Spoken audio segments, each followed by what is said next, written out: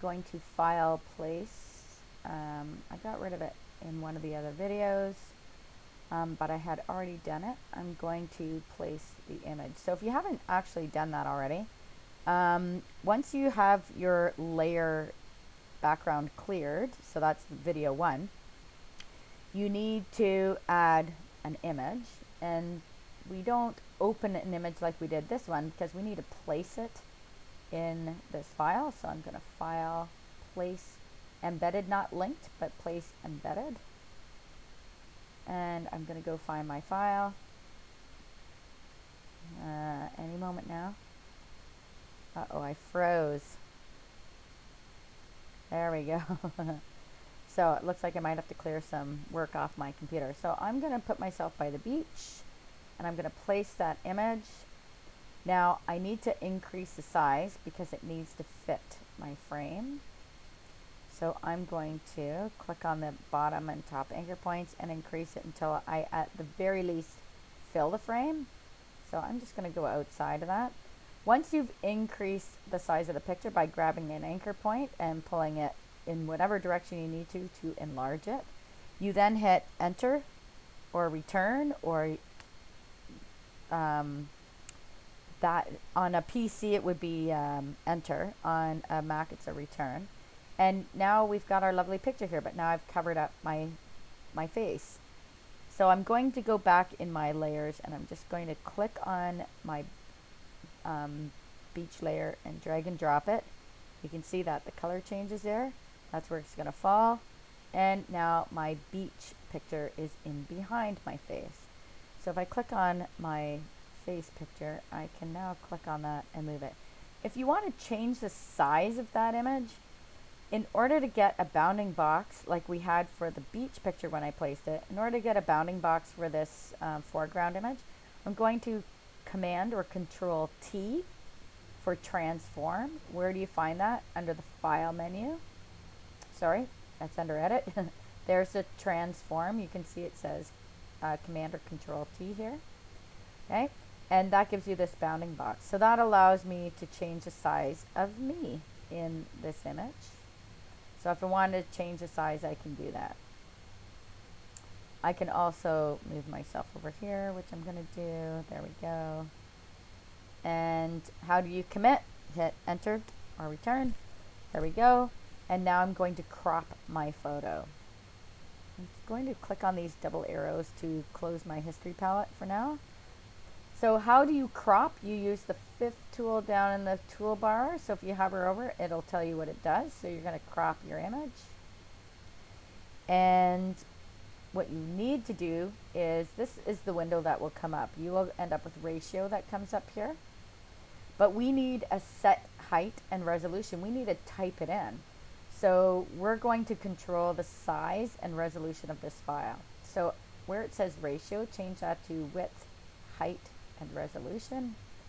And we need 5 inches. Notice right now the last one I cropped was pixels and 170. So I'm going to highlight that, and I need 5 inches. Well, how do I get inches when I'm working in pixels? I just type in IN for inches. And I'm going to do the same in the next box, 5 inches. So I have a 5 by 5 inch frame. Here we go. Notice I am not filling in the bottom here. So I'm going to crop that. I'm going to crop that a little tighter. And I don't know if you're paying attention to these 9 boxes. That's the rule of thirds, going vertically and horizontally. And it's there to help you. You can place yourself right smack dab in the middle. So all the focus of the information is in the middle of the frame. Rule of thirds, though, if you want to create some more visual interest, you put yourself in these two, or these two, depending on which way you're looking. The only 2 columns of this frame, and leave this frame to show off the picture in behind. So let's see, we can also change this a little bit. There we go. So I get a bit of the beach trees. So this is a 5 inch by 5 inch photo, so it's going to run fairly large. So this is nice. We don't have to come in tighter because the picture isn't going to run very small. So that allows us to bring in some more detail. Once you've decided that your crop is good, and by the way, if you need to rotate it, hover your mouse just outside of the crop tool here. See that? That's to enlarge. But if you move just outside, you'll get double-ended arrows that are round, and you can rotate your image. And so if your image wasn't the way you wanted it and you need to change the rotation of it, you can do that using that tool. So you just literally hover outside the corner of one of your anchor points when you crop it. If you need to only control one layer, because right now it's doing both, if you want to only rotate, maybe you want to rotate your image in front of that other picture, you just select the one layer. So how about I just do that now as an example. So here I am. If I control T and I want to rotate myself, I can rotate just me. If I'm cropping, I can rotate my whole crop. Okay? So once you get there, you can hit enter or return to commit. If you don't like it, just Control or Command Z to reposition yourself. So that's how you can rotate images within your selected layer. So let's go back to the crop tool.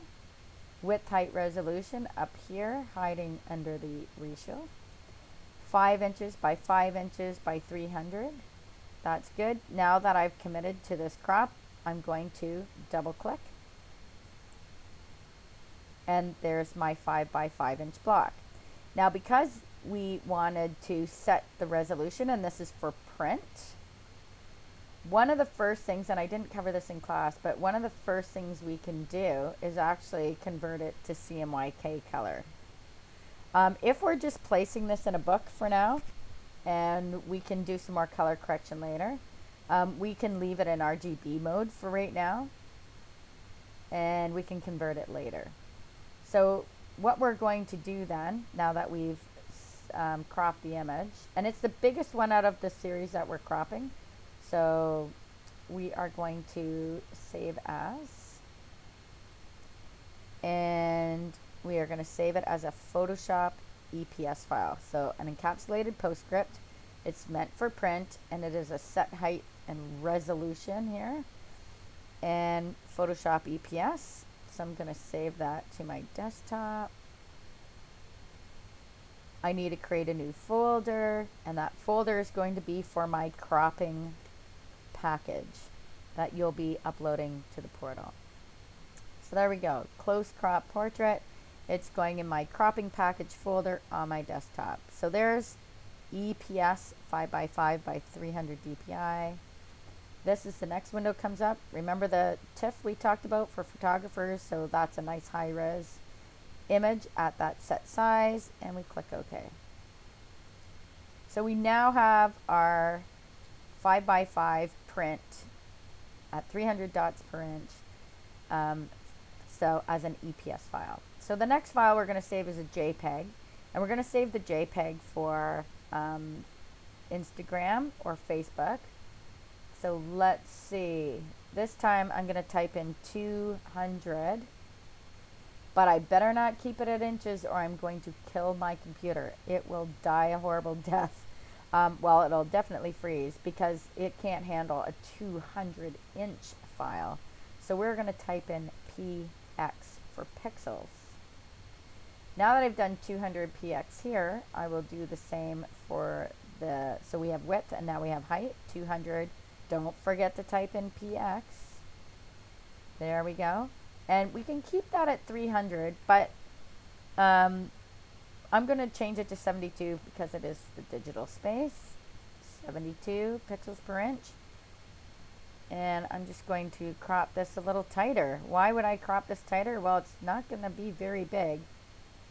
It's going to be an awfully small file. So I want my, be careful how you crop. You can always cut the top of your head off. That's okay. You still have hair visible on the sides. If you're bald, it can look a little weird. So, or if you only have a bit of hair on top of your head and you're receding, well, it's going to make you look even more bald. So sometimes it's better for when you're for baldness, you can keep the top of the head in. But in this case, I'm going to crop it in a little tighter here. If you're going to crop, crop. Don't let it sit right on the edge. So we're cropping it. We always keep our chin and part of our neck in because it looks really odd if you don't. I can, for visual interest, move it off to the side a bit, but you can see that my eyes and nose are, that package is focused right in the middle. So now that I've got this crop, I'm going to double click. And look how tiny it is. But I mean, that's what it's for. It's for the digital space. So if I Command or Control plus to zoom in, there's my image. So now I'm going to file save that as, and this time I need a JPEG. There it is.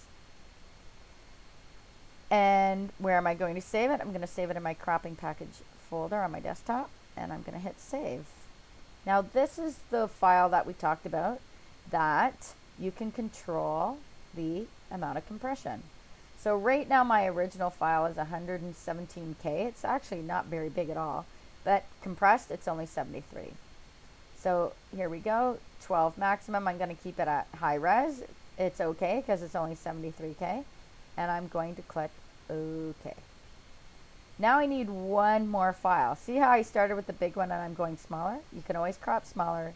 You can't crop this bigger. So if I try to do my 5 by 5 inch right now, whoops, let's make sure I get it right, 300. What would it look like?